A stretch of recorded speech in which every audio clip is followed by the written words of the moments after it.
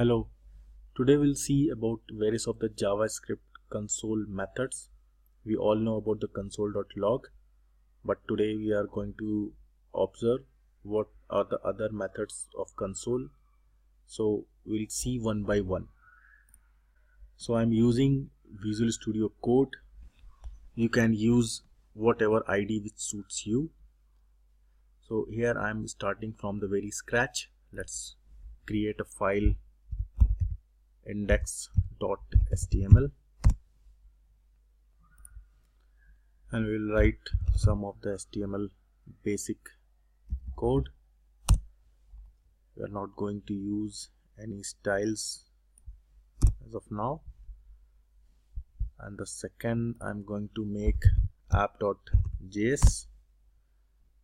We'll insert our app.js reference here using a script tag and src app.js. So now we'll just check that our app is working or not. So console.log hello, we'll see in browser. Okay, we'll see in our console. Okay, hello has been printed, so it means that our setup is ready. And okay, I can also give heading here just to check whether app is working or not going every time on console. So we can say that console methods, and we'll see in our app that it's printing. So now the very first we have seen the console.log and we all know about it. The second one is I'm going to show you the console.clear method. So whenever we call console.clear, it clears all the console.log earlier to this console.clear. So this means if I write console.log after clear and this was before clear, so we'll see only after clear, and we can see that console was cleared and then only the log message you can see after clear. So this we have third console.assert. So for that console.assert, suppose we take an array of some, let's say 4 elements, and we write console.assert. If we see the signature of this method, so okay, I did a mistake here. So we see the signature of this method. The very first is test, which is a condition that returns boolean, and the second is message, which returns a string. So we'll put a condition like suppose array dot length is greater than 10, so which is false in our case because array length is 4 and that is not greater than 10. So we'll just pass a message here that array length is not greater than 10. So just to remind you that this message will get printed only if the first condition is false. So we'll see this in our console that assertion failed, array length is not greater than 10. Now if we make it suppose greater than 1, in this case the message will not be printed. Let's check it. Refresh the browser and nothing is printed. Like that we have discussed our third method console.assert. Now we'll move to our fourth method console.table. So for using the console.table we have to create a JSON file. So suppose we have created a JSON file data.json, and we can write our own JSON data, but as of now we are going to use this site JSON placeholder and copy this JSON data and just paste it inside the data.json file. Now to use this JSON data we have to use jQuery, and for that I'm going to jQuery CDN, just copy this CDN and paste it in our index.html. The one very important thing is we have to put this CDN above the app.js, unless our code will not work.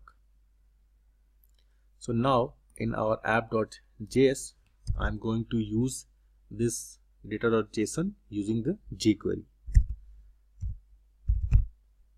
$.get JSON, and the very first argument will write data.json, the path. In our case its relative path is data.json, and the second argument is a function which also takes a single argument, suppose data, in which we will get all our data. And now we'll use console.table. So how are we going to use this console.table? If you see our data.json, so it consists of ID, name, username, email, various keys. So these are the keys, and the opposite side of colon, these are the values. So we'll use some of the keys to print our data. So the first argument is data itself, and the second argument is an array of our keys. So suppose we take name, let me check it's a name or a username. Okay, both are there. So name, username and email. So name, username and email. Okay, so now we'll see it in our, there is a cross origin error.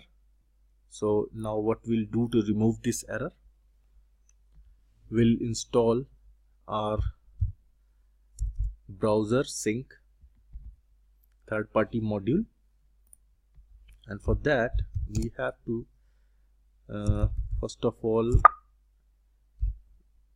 we have to do npm init-y. This will initiate package.json through which we'll install this browser sync, and we hit enter, and you can see that package.json has been created. Now we'll install browser sync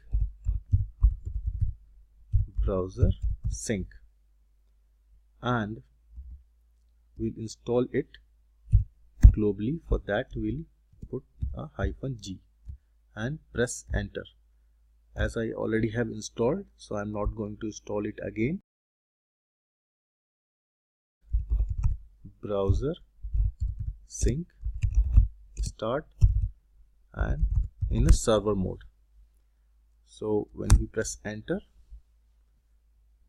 we can see a new URL, and we see inspect, and just enter the index.html.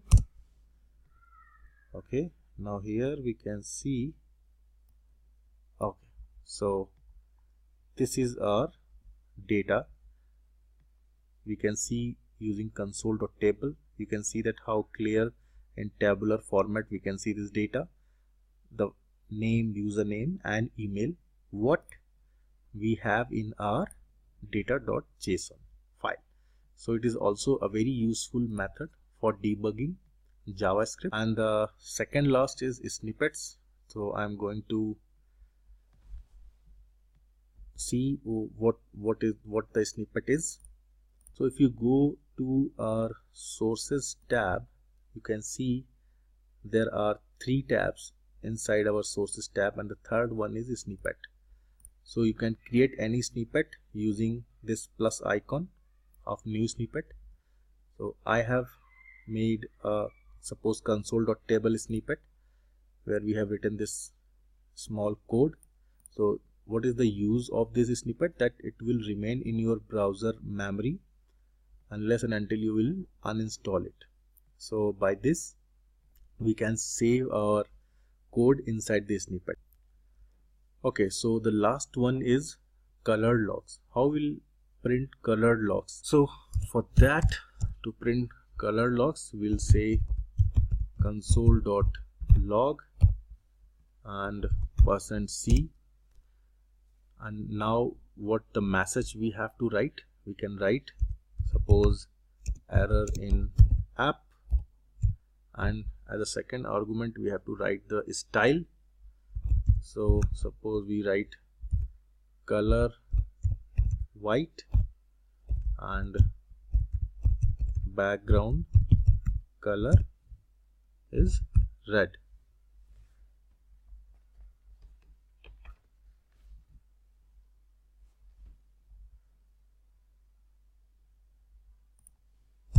Okay, so now we'll see in our browser. So before that I am just going to comment this so that we can have a clear look in our console. We just refresh our app and now we can see that error in app is in red in color, the background, and the text is in white color. So by this we can print colored logs. So the %c here, this style goes into this %c and it applies on this message. So we can also write these things in our function. So suppose we'll make a const error style is equals to, we'll just copy this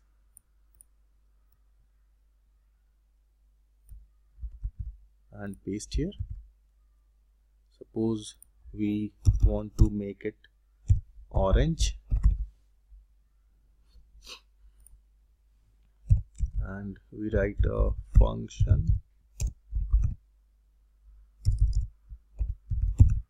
error log, and we pass a message argument, and we can write here console.log %c plus message comma error style, and now we can use this function in our application. Error log, or there is an error. Okay, I forgot to put in quotes. Okay, fine. So now we'll see in our application. Okay, so here we go. There is an error in orange background and white text. So by this we can provide functions to make these methods helpful in our application. So that's all as for now. We'll come back to some new concepts of JavaScript in our next session. Thank you.